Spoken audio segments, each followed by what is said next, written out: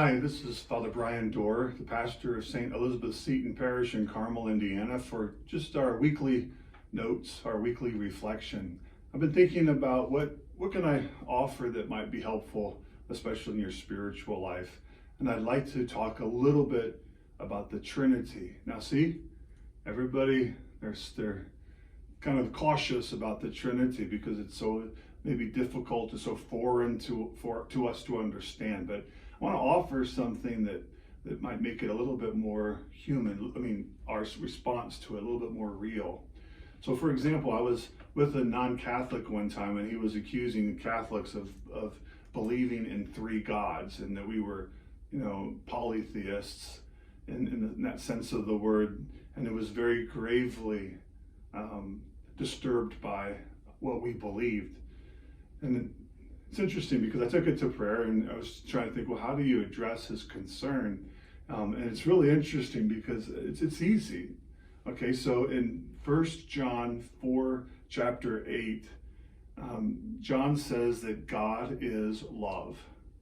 Now, if God is love, the definition of love, and there's a lot of those floating around today, but essentially the definition of love is self-giving. When I love someone, I give myself to them.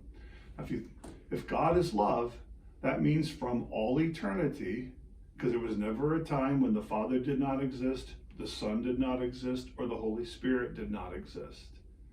So you can't even say from the very beginning, for all time, God had to give himself to someone in order to be love. If he is love, he has to be able to give himself to somebody for all eternity, and that would be his Son.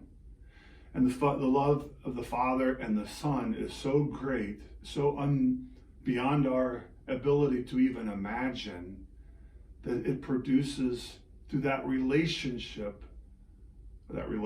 really, the third person of the Trinity, the Holy Spirit. And they say that this Holy Spirit spirates from the relationship between God the Father and God the Son. But by that word spirate, it's like to aspire, to sigh with love. So the Father looks at the Son and sighs with love, and the Son does the same to the Father, and thus the Holy Spirit is created. Can't even say that. See, that's why nobody wants to talk about the Trinity, because you could walk right into a heresy by accident. The Son and the Father, their love for one another is so strong that they sigh for love of one another, and eternally the Holy Spirit proceeds from their relationship. So that, when you come to pray, or when you pray at home, consider that the God that we love, the God that created us, the God that redeemed us, the God that sanctifies us, the God that will take us to himself, and then the God who will one day make us like himself, meaning his love will transform us.